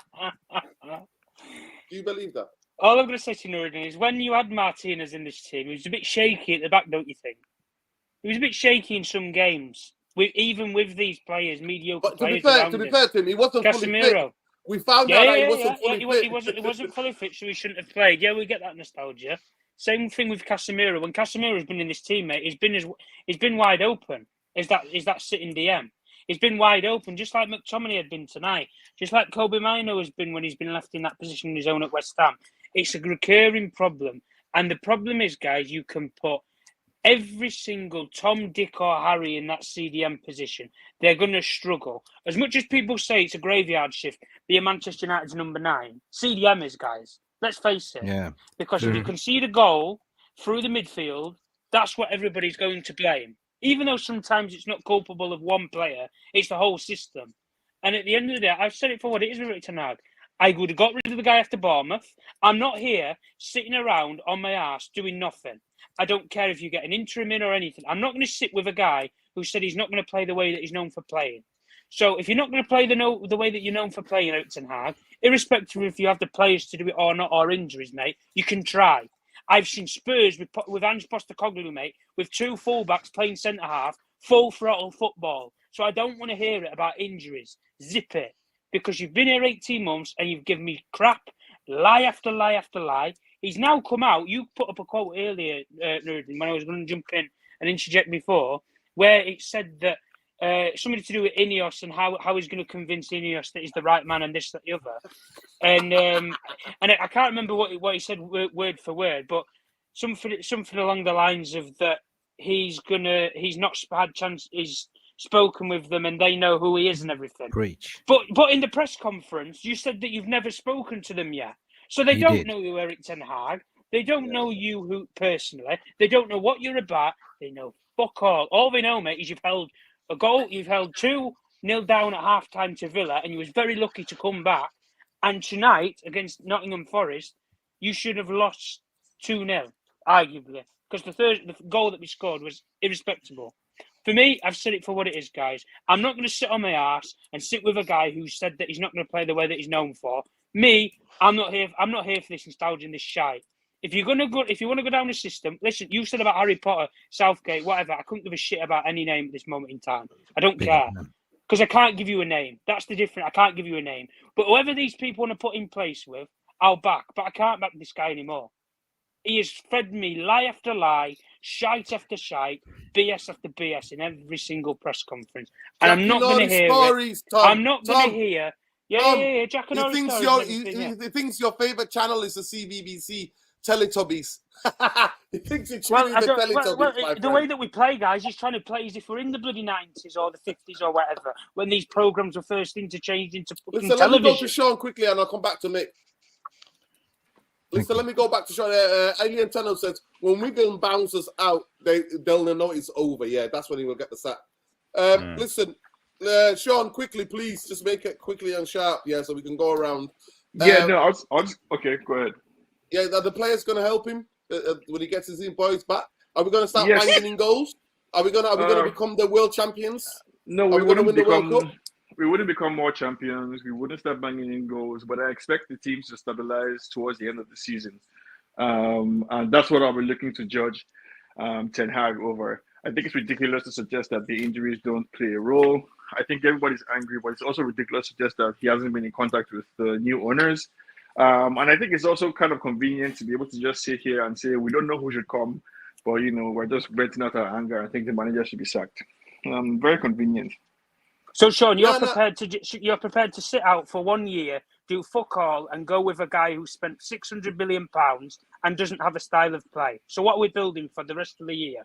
What do you need to see from now Tom, until the we've end of the established season? we've established that like we see things differently, right? So when you say I'm prepared to sit with a guy who has done fuck all, I don't. That's not my assessment of the manager. So I'm prepared to give Tell the me your manager style time. of play. Tell me your style of play. No, 1 second. Listen. We've done that in many shows. We don't want to go over that. This is a quote that you're asking for, Tom. When he was asked, he said, asked how he convinces Indians he's the right man. He said, they know me. They know that I have a squad that's available. Results will be there. And then he said, we were overperforming last year. So far this season, we're underperforming. We have to set up. So you got to go back to. You got to also go back to his press and then conference. he continues here. He says, definitely, David Bracer will see that we have our problems. You want to build on the last result, but we have to change our striker. Bullshit. I mean, I'm fed up of fucking hearing it, mate. Go ahead, Mick. No, just yeah, I got a lot of things to say. Like, you know, it's been packing up here, been making notes here. But, you know, goes back to his press conference that he had on, was it Friday, right? Basically goes back to, he's saying, like, you know, are you expecting new signings? No, he said, but basically he's banking on the, you know, Casemiro, Mason Mount, the old triangle to come back again, right? So that's like for him, new signings. And he literally used those words. Yeah, and there was a question from one reporter. Yeah, he did. And there was one question from one reporter which made me laugh so hard. Like, you know, he said, did Sir Bracewood's attendance in the audience, was he responsible for your 3-2 victory? I was like, what the hell has the Bracewood got to do with that? But no, seriously, on a serious note, let's tie up together. Like, this is what I do. My analytical mind, right? Guys, reality bites. If you know this club, you know that this squad has never been assembled to win titles. You know that. Never. It's maximum to reach top 4, and top 4 what makes you more money for the Glazers, 100%. The common nominator here is every manager. It's like, you know, Game of Thrones. They want to come here and conquer to be the one that will break the change. True? False? Right? We had managers like Jose Mourinho, we had Louis van Gaal, you know, pedigree winning CVs that came there to fail, right? The question is why? I simply tie into a job interview, right? When you apply for a new job, you know, you go for the interview, they're telling you lies. Yeah, you will have all these tools, everything will be fine, we will back you, right? And cool, you accept the job, right? That's the way it goes, right? 1 year pass, they're giving you all the tools possible, right?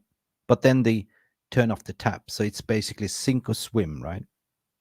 This is the Glazernomics model, right? And this is evidently gone for years and years and years from manager to manager, right? So if you're constantly being told lies, you know, and expected to deliver results, like, you know, you at the end of the day going to be thrown out of the bus and you're going to be desperate. When you've been told that you're not allowed to play your style, right? That's what we appointed you. That's what you want. That's what you came to the club for, right? That's what we recruited you for, right? To play the Ajax way. But somebody's telling the guy that you cannot have this type of players. You cannot get rid of that type of player. And you have to play a certain style that we do. Then you become a bitch. That's definitely. So either you play your way out to lose your job to get the compensation. You know what I'm trying to say, like, you know. 100%. Listen, So Mick, you hit it right on the head. You hit it right on the head. But I'm afraid last night, did Jarvis have a go? Big up Jarvis if he didn't have a say. I'm sure he did. I'm just thinking about he didn't. So many of you here tonight. The point is simple for me. I look at Manchester United and I think that we knew about these players, majority of these players. Everything I didn't know. We knew how tough the league is because we watched Manchester United in the Premier League. He came from a league that the standard is nowhere near the Premier League level, and then he hasn't learned. And I thought he was an intelligent-minded coach, but to be making the same mistakes, to me, it has fuck all to do with injuries, mate. That the cutbacks, we concede goals from the cutbacks in the center, in the left or the right. Cutbacks. And that is the biggest thing for me. It's like, if I can see it, you're in Thailand, you can see it. Everybody can see it. Why can't he and the coaching fucking staff see it? What is it? What is it with this one pivot that he's disappearing with? And there's a famous quote by Thomas Tuchel. Thomas Tuchel says he wants 6 players. He wants 4 players in attack. That's why he does the build-up. This 3-6-1 build-up, right? And he said that they makes them look dangerous because I know why Ten Hag does it, is to overload, yeah? To create overloads. It's not working. It's actually working against us. And he said that is why when they lose the ball, that's the most dangerous moment for them, and it's the most encouraging thing for the opposition team. And if he's not learned about this tactics, all of this about him being a tactician and all this is all pile of shite. But let me just get Oli and Tenor. Oli never took the L's like Egghead. Facts. 100%. No, 100%. Listen, one thing about Oli, at least he saw Man United scoring goals. At least we score, even though if it was Moments FC, it was Helter Skelter FC, and it was make it as you go along. But at least we would score goals. Manchester United are 3rd from bottom in the goal scorers in the league this season. Yeah, we've conceded, and this season, that absolute fraud I told you about, Unana, conceded 45 goals already this season. 45 goals already this season. But I just wanted to say that, like, you know, maybe I started to think maybe there's some conspiracy, there's some forces above him that's, you know, if you look at the overall results for the past 6 years, this team, this manager, everything has been set up for failure. That's what I'm trying to say, right? Is somebody telling you not allowed to play this style, you know, sit down, bitch, you're my bitch. You know what I mean, right? You pick this player, you play that player, you play this style that we want to play, and you will never win. We don't want you to win. We just want you to make top 4 because that will make you more money, right? And that is kind of the thin red line. If you go back all the way from, like, you know, Moisey up to now, it's the same fucking pattern, right? But listen, let me go to Lesso. Lesso, how do you explain man. this? That's all I have to say. Big up, mate. Poor tactics, poor recruitment, poor in-game management. How long can he continue with the Glazers? Glazers won't stop winning trophies, not playing cohesive football. To me, it's very difficult. I know Manchester United is very difficult. It's a huge football club. It's very difficult also. But without a football structure, nobody can survive. So why we're expecting Eric Ten Hag to strive and to be consistent? To me, the biggest thing I blame for him last season, and that's on him, is that he played 13, 14 players to death last season in the most congested season in the history of football, with the World Cup in the middle. That is on fucking him. Everything else, he might find the excuse, but that is on him. Go ahead, Elso. Fucking hell. No, but you know, they did. I mean, the Ajax fans did warn us about him before he came. You know, I remember a couple of Ajax fans that I know personally who told me that, you know, then you guys must be prepared for a manager who wants to actually deal with only a few players. He's not a manager that likes to have a lot of players, so he's primarily deals with about 13 to 14 players the entire season. He did the same thing at Ajax because obviously, you know, the competition isn't as the games don't come as many as in the Premier League, obviously, because in the Premier League, you know, you've got a lot of competitions plus the Champions League. So I saw that as as a red flag from the get-go, because if you're coming into a season and you're saying that you're challenging for 4 trophies and then you're only playing 13 players, 14 players, then we know very well. We've been watching the Premier League for how many years now? I've lost count how many years I've been watching the Premier League, and you knew very well that the most basic thing is that you need 2 squads. So if he didn't know that, and another thing, what bothered me was him not listening to advices. You don't have to listen to 100% what everyone says, but you need to take some form of advice. You need to take some form of points from those advices. It's like when you walk into a job, into a position, into a company that you know nothing about, you only read about it online, and then someone within that you're taking the job from, who's going to give you the baton for that specific position, tells you that you must look out for this or this sort of things, and then you must take this into consideration. He didn't take anything into consideration. He said, I'm going to come here and do my own thing. I want full control. I want to do what I want to do. I'll see Man United how I want to see them. It doesn't matter what the media says, doesn't matter what Van Gaal says, doesn't matter what anyone else says. So it's on him. Like I said, that if he failed, it was on him, because from the get-go, when things started turning left for him, I knew that that was it for him. Because firstly, you can't avoid the style of play, not having a style of play. So he forgone like all his principles and his way of play from the get-go. So that was done for him, because you already knew how this was gonna go. It was gonna go the same way it went with Ole Gunnar Solskjaer, and the same way it went with Jose Mourinho. There was no longevity behind on how he wanted to implement whatever he was trying to implement. Look at the signings that he was trying to sign. So for me, he has to die by that sword, unfortunately. So that's how I leave it. I say big up to Jarvis. Happy New Year to Jarvis for all his contribution this year. Big up. Make sure you go and check him out at Bowley77, BOLE77 on Twitter, and you can find him on the Man UFC Realist TV. Make sure you check him out. I'm wishing him and all his loved ones. It's -20 tonight in northern Norway. Fucking hell. Oh God, it's crazy. This alien tunnel who went to the game tonight at Nottingham. He said, this is what the song was tonight. He's fucking shit. It's fucking shit. Eric Ten Hag, he's fucking shit. That's what the song was, leaving the city ground. He's done. Well, he's begging like he's done anyway. You know what, Tom? Who are you having? Do you want him gone at the end of the season, or do you want him gone now? Me personally, I'd want him gone now. Okay. Who do you want in then now? I'd get rid of him now, yeah. Who would come in? McLaren and Fletcher till the end of the season? To be honest with you, I'm really not bothered, because it's a write-off with him or without him. And I'd rather get somebody in, a permanent manager, and then move on from there and just evaluate the options personally. But listen, Ineos, they're going to get rid of him at some point anyway and everything. He's not their guy. So you're just delaying the inevitable, really, aren't you? And at the end of the day, if we base it off of what we can see right now, the results aren't great, performances aren't great. So what are we hanging on to, guys?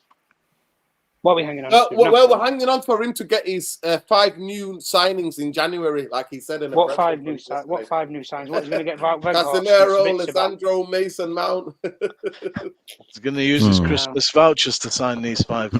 Exactly. That's what he's doing, Christmas vouchers. Listen, sounds like the fabulous 5, not the fucking fantastic 5. Tom. You know what it sounds like for me? The Poundland 5, mate. The Poundland 5. Big up the Poundland people. I go to the Poundland. Can't be a good deal in the Poundland, people. Love and light. Listen, I want to wish all of you a Merry Christmas, people. We are 20, I think, or 30 short of 3,000, 9,000, right? And we are, I think, 15 or 20 short of 300 likes on a video. I just say, like I said, like you said, Mick, do not let these dickheads ruin your weekend. It's a new year. Enjoy time with family and loved ones and friends.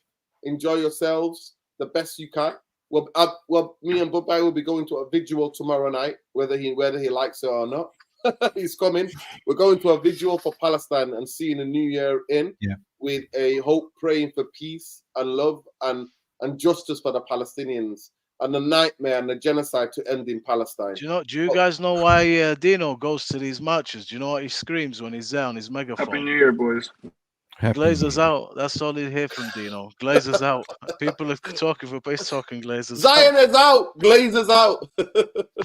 They're properly fucking Zionists as well, but it is what it is. Listen. Have you heard this bloody?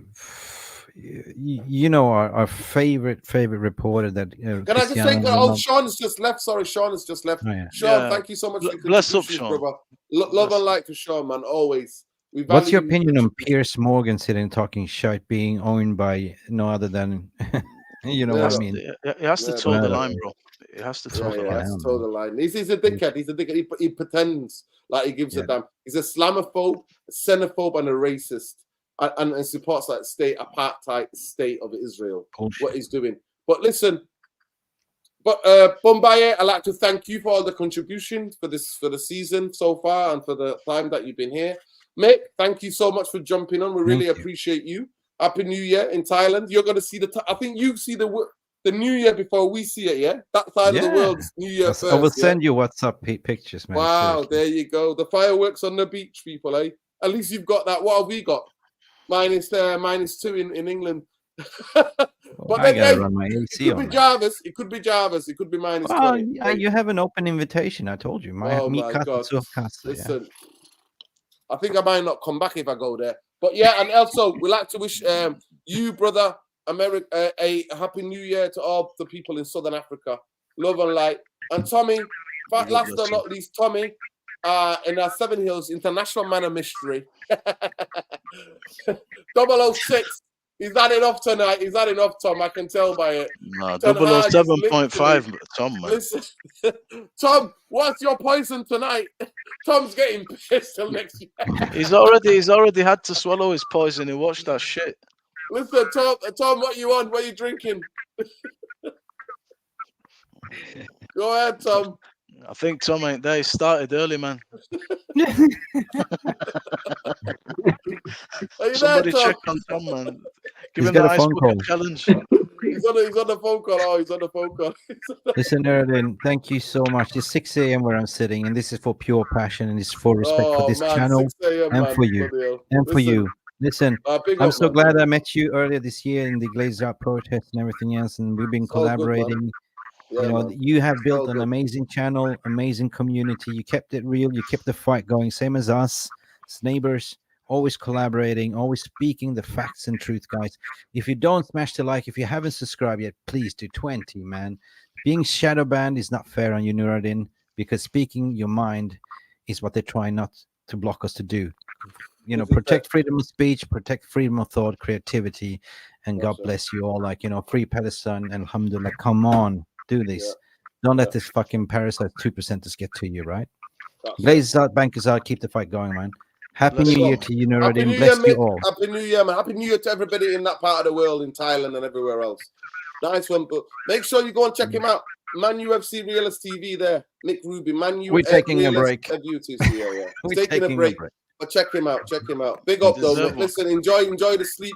Enjoy having a lovely wine on the beach with your missus. I don't drink, by the way. I just don't drink, but tomorrow I'll actually pop some. Yeah. Go on. Why not? We deserve it. We deserve it. You deserve it. Hard working. You put in a graft in. Big up to you, Mick. Love and light. And also, listen, Manchester United are where they are, people. There's a bigger problems. There are bigger problems. There are definitely bigger problems to solve in this world than Manchester United. It's only football to get away from the reality. But our heart goes out to the Palestinians. Our heart goes out to the Palestinians. We see you. We see your suffering. We're doing everything in our power to try to stop the genocide. But unfortunately, we're not in charge of the country. And Britain is directly involved, sending money, weapons, diplomatic support. Is doing everything it can because a colonizer will always support colonizers. Big up to South Africa, by the way. Big up to South Africa. Big up to South Africa for bringing charges against Israel, for the international countries. The world is changing. The international community bringing about genocide, charging Israel with genocide. Big up to South Africa. they've got absolutely more cojones than all of the belly dancers put together. Hold tight, Yemen. Big up Algeria. Algeria said, no, you're not flying. No American planes helping Israel are flying over our head. No. Big up to Tom. Big up, Happy New Year to Tom. Make sure you check him out, Tom Journalist 1. Mick Ruby, make sure you check him out, Mick Ruby on Twitter. And Bombay, you never see him anywhere else. Make sure you check out Lesso as well. Lesso, always remind me, brother, what is your handle on Twitter? Oh, it's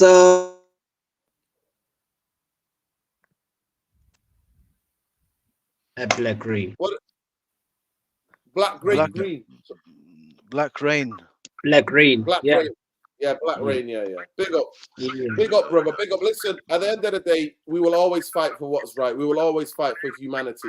And that's what we're here to do. So big up to everybody who's been around the ride this season. We predicted it. We predicted game and game.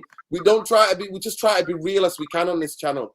We literally, I genuinely, you guys think that I want to be right all the time and I want Manchester to lose. I swear to God, I'm kicking and screaming. Today, I nearly slipped and broke my neck when the second goal went in because I'm screaming at Scott fucking McTominay. I'm like, where are you going? Why are you helping him? Get back in the middle.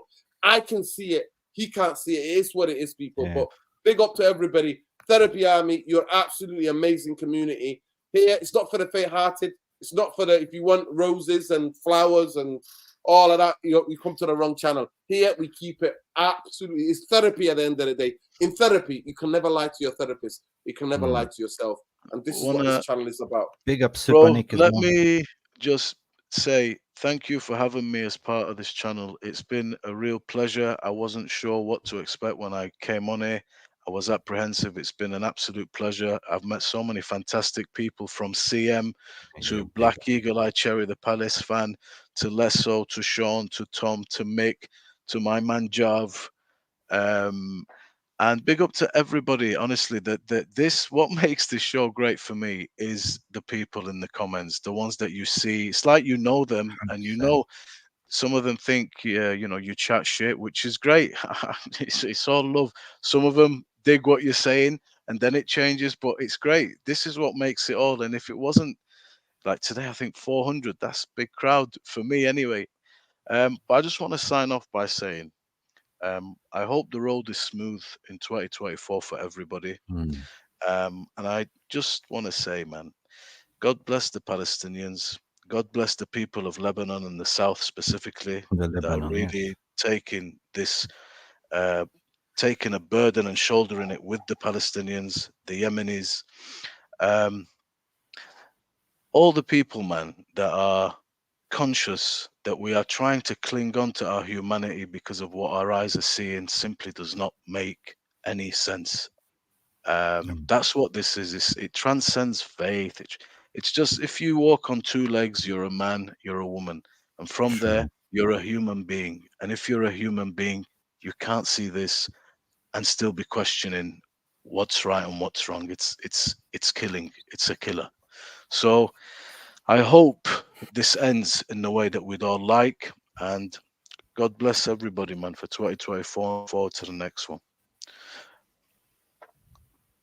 Brilliant. Yeah, tribute, you're right. Brilliant. Yeah, brilliant tribute. Listen, I wish everybody a happy new year and a prosperous, and I wish everybody a happy new year in terms of peace and justice. For me, no peace, no justice. You can't have peace without having a justice.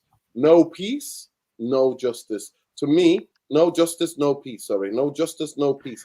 If you can't have any justice, there's no peace in this world. And more than anything, the Palestinians are due a bit of justice. And most importantly, for me, they're some of the most dignified people. The people who are resisting Zionism and apartheid and racism and settler colonization. And globalism, to be honest, to be fair. Yeah.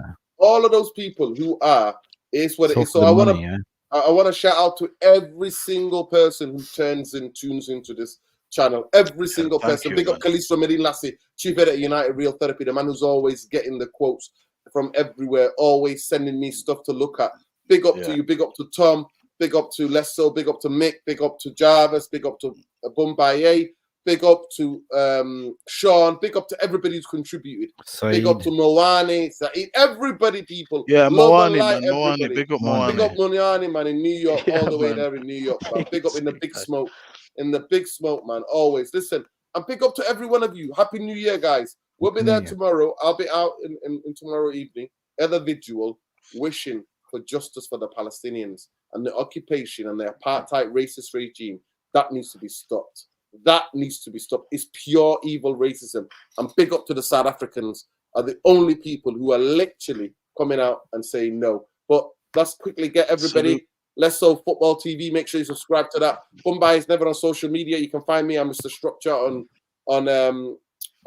Twitter. Mick Ruby. Mick Ruby. Man UFC Realist TV. And Jarvis Bowley 177. BOLE 77. Make sure you give him a follow. Tom Journalist 1. Make sure you give him a follow. You can check out Jarvis as well. He's always on Man UFC Realist TV. He's got Jarvis Corner there on a Wednesdays, tune in, and every other day he's there. Monday. But big up Mondays, he's there as well. Listen, big up to everybody. Love and light. Big up Mateus. Listen, Tory party blocking justice in Ireland, 100%, mate. Listen, but everything at the end of the day, evil is out, but justice will prevail eventually. The world is shaping to something better called multipolar world, called BRICS. And whenever you see a falling empire, it's going to be chaos. And that's what's happening right now. But we got to stick together and believe, because this is the worst 2 years that I've seen coming out the window. The evil is out there, right? So facts. And that's what we need to fight. People, it's only people coming together. People united will never be defeated. Well, United are getting handed ass. Well, I don't know how true that is, but politically, people united will never be defeated, and that's what we say. Big up to Super Nick, our sister there. Happy New Year, sister. Happy good holidays and Christmas. Big up, love and light, everybody. It's a 400 million spent. I'm not sure he's done this to be the manager. I'm good on any more responses. Eric, we trust. Big up to you, love and light, man. Listen, Happy New Year. We'll catch you hopefully in the next week. But take care of yourselves. Love to your families. Love and light. Win, lose, draw. Glazers out. Jim the Ratcliffe Judas out. Dodgy Dave out. Right? Every one of those players out. Right? Eric Ten Hag, stop begging like an absolute donkey. You are a donkey, Eric Ten Hag. You're a donkey. But you know what? I want you and players and the whole of the football club to fucking fuck off, and then we'll start again. That's what I want. That's what I want. I don't believe you alone should take the bullet for this. All the players, all of the football structure, the Glazers, all of them need to fuck off. Zionism, fuck you. Stop killing children. Stop killing fucking people. Stop killing civilians. Fuck you and your racist apartheid fucking regime. Fuck you, Netanyahu. And I hope you don't have a fucking New Year. I hope you choke. You fucking choke in your fucking sleep. You fucking murdering bastard. Peace, love, light to everybody else who loves peace and who loves justice. Take care. Go on.